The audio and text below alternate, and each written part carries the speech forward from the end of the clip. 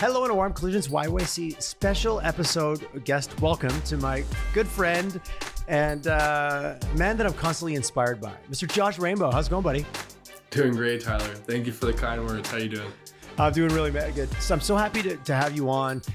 We're airing this we're recording this right at the end of October. It's going to come out the beginning of November in leading up to Future Summit 2025.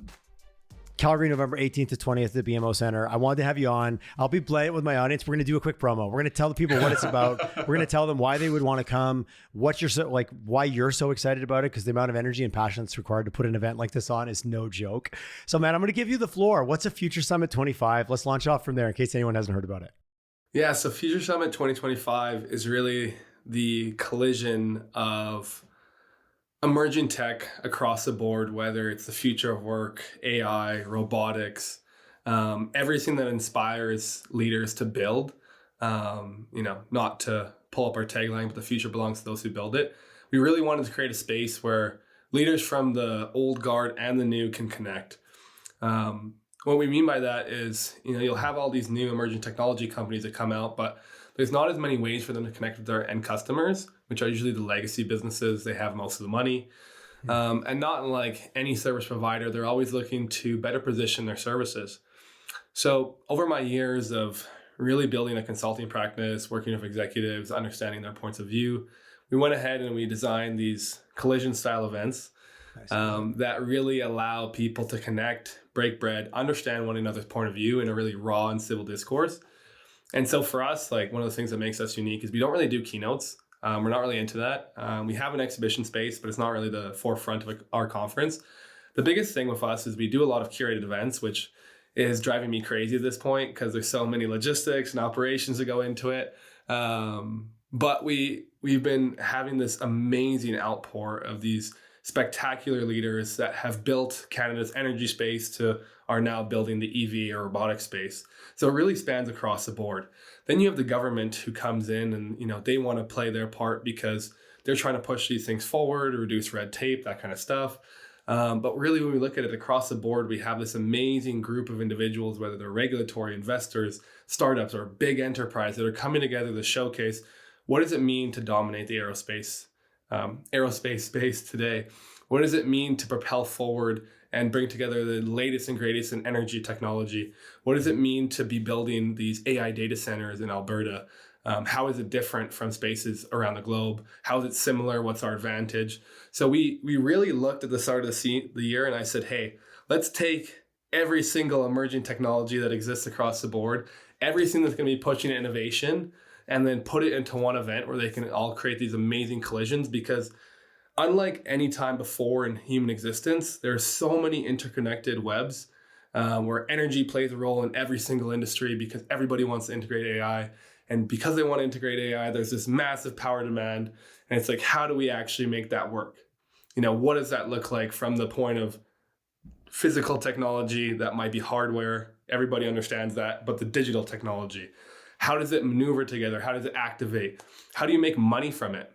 That's the biggest thing that all these leaders want. It's like, how do I make money from it? And so we've built a platform where that can exist. We're not an end all be all, so we're not going to appeal to everyone. But we really appeal to those who are focused on deploying budgets, have teams that they run. They need to activate them. They need to bulletproof themselves. They need to future-proof themselves against this AI economy. They need to adopt it. They want to adopt it. They've been legislated by their teams to adopt it. So it's like, where do I go from here? Well, that is a hell of a good question. So you mentioned a couple of comments earlier on that this is this isn't a bunch of keynotes. This isn't a bunch of people sitting in an audience listening to one person talk. There's moderated panels. There's experiential rooms. There's dinners. There's the idea salon. Talk to me a little bit about so if I'm thinking about signing up and I've heard you and I'm like, okay, I'm excited. I kind of like what you said. I'm bought in a little bit. I always try to put myself into the chair of somebody who's like, I was thinking of going, but I'm not sure. What's going to be different is not a whole bunch of keynotes. It's going to be a lot of kind of raw, real-time conversations. But there's also, and I think you and I chatted offline a little bit about this, there's experiences. You can go into this area and maybe sign up for a dinner if you're involved in a certain sector. You can go over here and listen to a series of quick speakers. Like they're not keynotes, but 8 or 10 minute kind of quick hits on what's going on in innovation in Western Canada, things like that. How do I navigate all that? Someone who's thinking about buying a ticket, is it pretty easy if I go to your website? Like, give me what's the wayfinding look like? How do I get myself to the right room? Yeah, so I'd say first and foremost, for those attendees that are really looking to understand what's going on in the energy capital infrastructure space, looking to understand data center demand, looking to sell into it, whether it's power generation side, legal side, however you're fitting into that conversation, you need to buy an innovator's pass. You need to buy an innovator's pass because that's the ticket that you get into our VIP reception, which is focused on that.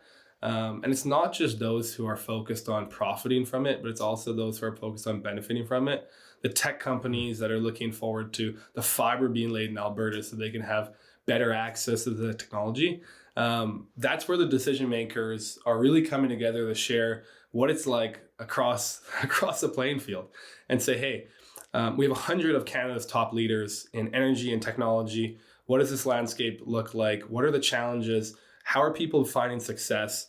That's a room that you need to be in. From that list, what we've actually done is we've curated with our top partners 12 leaders that are going to be coming into our data center infrastructure, our sovereign data infrastructure dinner. That's on November 19th. Unfortunately, we only had room for 12 people. So that one is already booked up. But that's great, man. These are success problems. This is a little bit of scarcity, right? So it starts on the night of the 18th, but there's things that go on every night, 18th and 19th. And exactly. 18th is a Tuesday for anyone who's keeping score, and Wednesday and Thursday are the 19th and 20th. Yeah, and on Wednesday night we have 3 activations going on at the same time. So the 12-person dinner is already kind of taken care of, but we also have the founders and funders dinner. That's put on by our sponsors at AWS, Legal Sneakers, 1Password, Impact Applications, Couchbase, and Predictive Solutions. They're all coming together to say, hey, we want to support startups. We want them to thrive. So what we've done is we've curated our network of investors as well as a bunch of leaders to come speak on a panel and really have a breaking of bread moment between those leaders in the industry that are actively facing the startup challenges, whether they're just starting out or they're more at the scale-up stage. Because we want to create like those mentorship activation moments where it's like, hey, I have this problem, I've solved it, or hey, we can create a partnership here. This is how we do it. Supporting that ecosystem that I've been a product of, very close to my heart. We also have, like you talked about, our salon event going on at that exact same time. So I was so ambitious. I'm like, let's do 5 events. Didn't end up doing 5, but we got 3 going on at the same time. And the third one, fair compromise, man. Fair compromise. Exactly, right? The third one's going to be our salon. So that's a very interactive, future-focused conversation. We have leaders from all over Canada coming to speak, one from Toronto, one from Montreal, one from Calgary. They're going to be looking at their perspective on AI, robotics, and the advancements of human ecology. And then taking that back and saying, hey, this is where I see us fitting in. This is where I see the landscape going in. Think TEDx style keynote, 10 minutes. And then it breaks into a discussion point, which I actually took from your event. That was back in it's a compliment. May 5th. I'll take it. Thank you for including me in that and giving them activation moments to like say what's one word that comes to mind after you just heard the speech, and so that you can actually collect that data and think about it, like how are people reacting to the realities on the ground of these new technologies. I'm curious. I got a question for you. You've got all these sponsors, like you're putting sponsors around the table. Sponsors love to sell things. How do you as an event organizer make sure that doesn't turn into a sales pitch, but an actual, in my words, a collaboration? Nobody likes to get pitched to, but yet we all like to collaborate and find solutions and ultimately buy better things that are going to help us be successful. How do you manage that as an event organizer to keep it balanced? I love that question, and it's mostly because of the irony of me just selling myself right now. So really what I've done, Tyler, is I've had to be the bad guy. I've had to say, hey, like you have to have someone who's a solutions architect first and foremost. If you don't, you're not coming on my stage. And it's easier said than done, especially with some of these leaders. Once we give them the mic, we really can't control what they say on stage other than turning down the volume. You got the big hook like from the cartoons where you pull them off stage, but yeah. No, and you got how many speakers, do you even off the top of your head, how many people are actually taking the stage, whether it be panel wise, individual, like these are like, are you in the hundreds? Yeah, so we're actually at 78 right now. Okay, pretty dangerously close. They keep coming I'm in. a marketer. That sounds like 100 to me. I don't know. Yeah. So we'll actually finish with about 95. That's what we'll do. We'll finish with 95. And it's only because we've had amazing outpour from individuals like yourself that have helped support us building this platform. And so now I'm kind of like, okay, if I have someone who's a super powerful leader, to your point, no one wants to be sold to, but everybody wants to hear from these innovators. I have really, in my mind, one opportunity to do it this year. So I'm going to do it. I'm going to make it work. I'm going to make it happen. And so sometimes that means you have 5 people on a panel. But the nice thing is they all carry in a different perspective. So there's no overlapping expertise. It's all complementary. And that's the other thing that we do with all of our partners is I'm never going to have like AWS, Microsoft, and Google all on stage talking about the same thing. But what we may have a bunch of competitors trying to talk over each other. Yeah, that's how that would go. Exactly, yeah, right? Yeah. They would not like that individually. Not a value to them or to the audience. Let's be respectful there. No, but like you will have like a Google talking about data centers next to an energy company, next to a company that's focused on the power generation side, next to a regulator. I love the people that don't like, and this was my event. These are people that aren't normally on stage together, but when you put them together, the sum equals greater than the individual pieces of the parts, right? And I do love that because you're right. Oh, we got a data center. What about power generation? What about distribution of like you said, of a fiber? Like they all have to exist simultaneously for any one of them to be successful. I personally really like that because that is the future, right? Exactly. Yeah. So we've done our best. And then sometimes, we fall short, and other times we get so much interest that we're like, okay, we have to create another panel, which we just did with aerospace because it's like, okay, I went to go find 4 speakers. I found 10. I'm like, okay, now let's separate this into 2 separate ones. We have one on defense and like advanced drone imaging and how that works like literally right now in Ukraine and how they're using it. One guy's going to be zooming in from Zurich.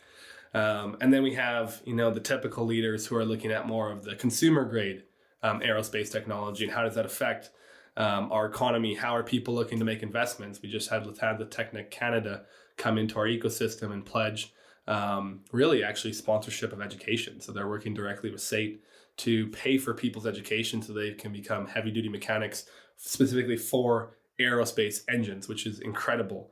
Calgary needs more planes. I need cheaper flights. So I'm thinking it's a win-win. Nice. Well, I love aerospace is such a great example. If you're not directly involved with it, you kind of really don't know what the heck's going on, right?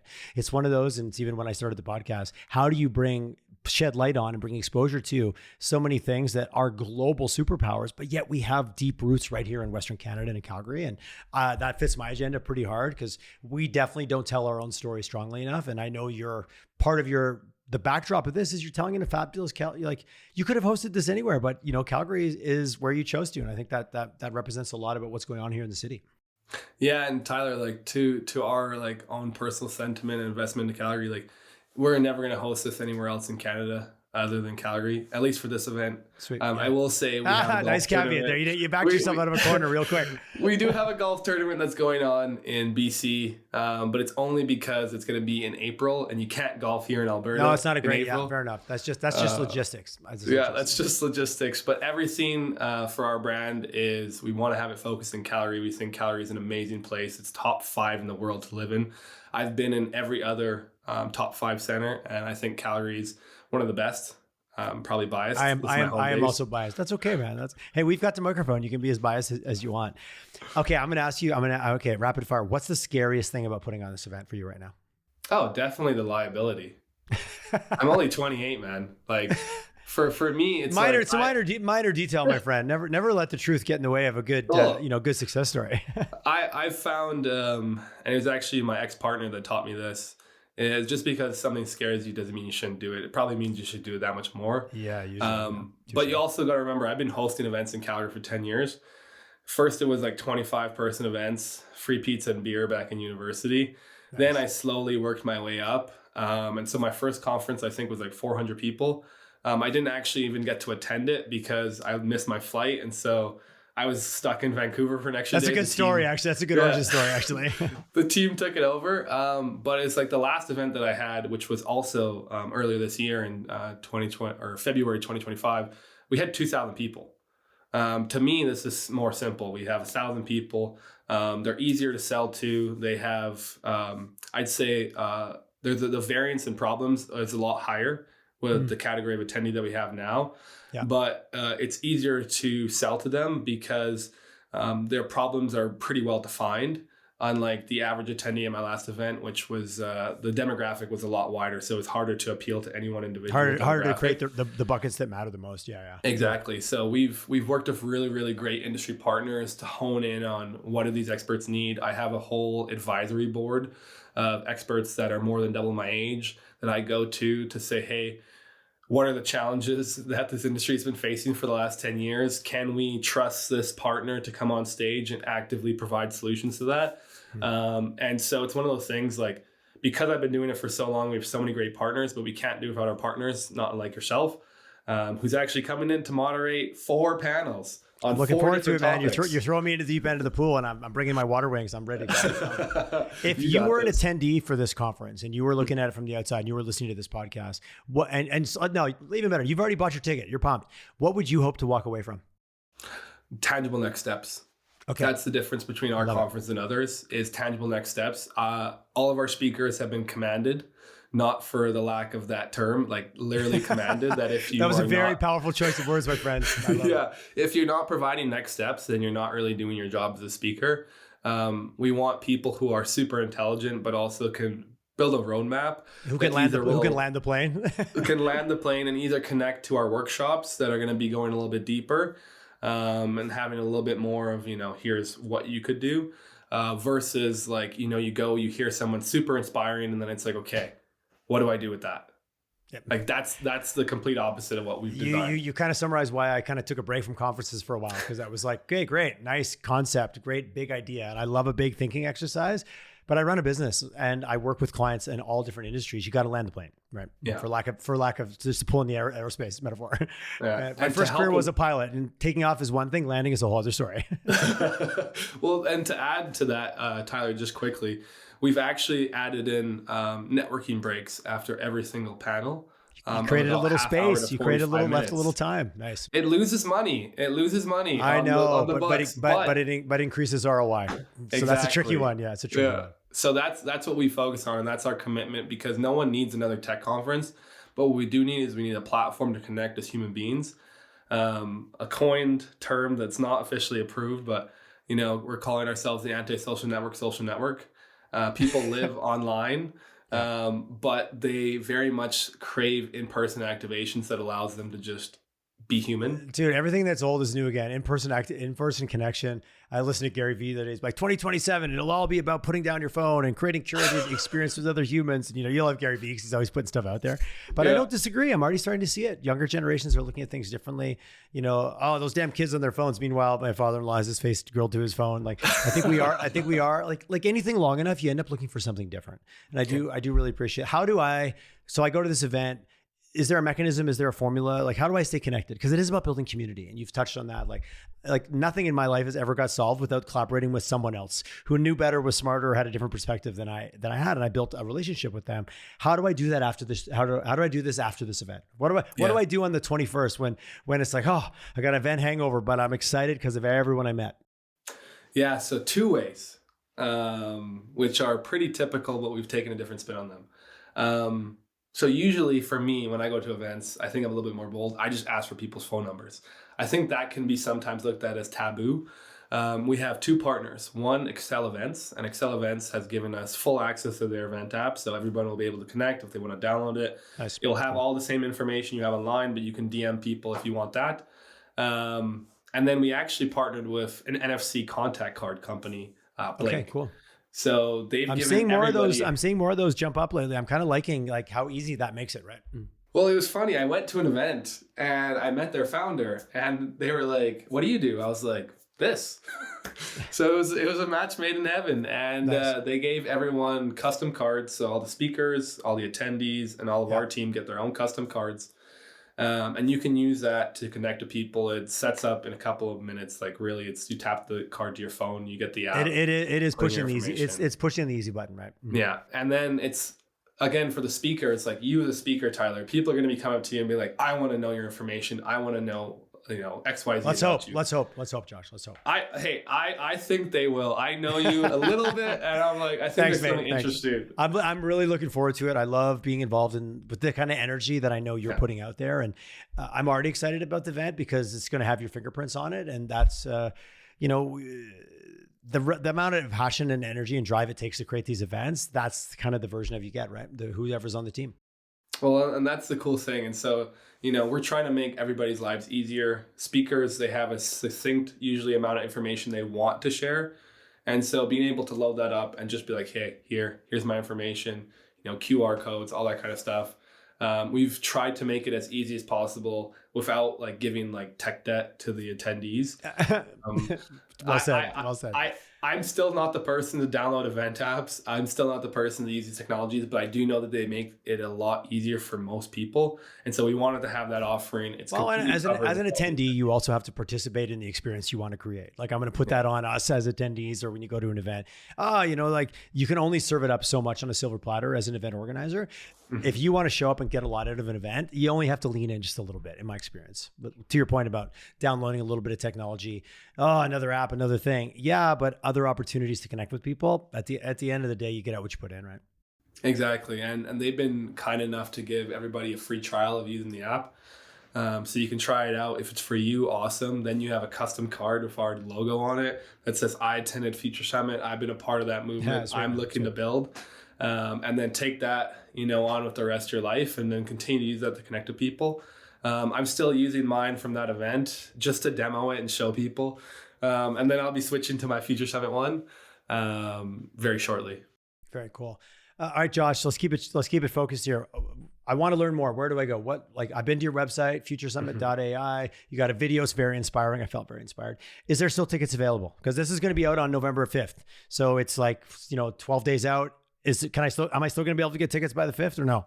I hope so, because as of right now, we just sold out of Catalyst passes. So that's our mid-tier ticket. That's good. I like a little scarcity, man. Call to action, get people to move, get people to buy. Calgarians love to wait till last minute, man. We love to wait. I think it's just one of those things, like you live in the city, you're like, I'll be here, I'll make it happen. But yeah, we have very limited innovator passes left. That's your only way to get into the VIP reception. We have the full schedule out. We have everyone from Evan Solomon's group on the Feds to, these cool startup founders to even a project that's near to my heart. So if you see people that kind of look like little Oompa Loompas, they're not. They're actually like 13-year-old leaders that we found with a couple of accelerator programs. They are insane. Some of them are trying to cure like Alzheimer's with AI. And I'm like looking back to what I was doing at 13. So don't be surprised. I was not doing that at 13. I don't want to. I was not either. I don't think it was nearly as productive as I intended it to be. But don't be surprised if you see That's amazing. them. Okay. Yeah. So I love the inclusivity. I love how much that like you opened your arms and you brought together so much. I'm really looking forward to how it comes together, your passion. And I like your experience. You're like, I've been holding events since I was, could hold an event. And, I'm only 28, but you've been doing this for a long time. And I don't want to underestimate that and the passion you have. And I know you have a fabulous team behind you. You've shared that with me before. So congratulations. I hope this gets people excited. I hope it gets people off the fence. If you're already going, this is a validation. If you're not going, go check out the website, buy some tickets, go search out Josh, have a conversation, get your NFC card, and network the heck out of this thing.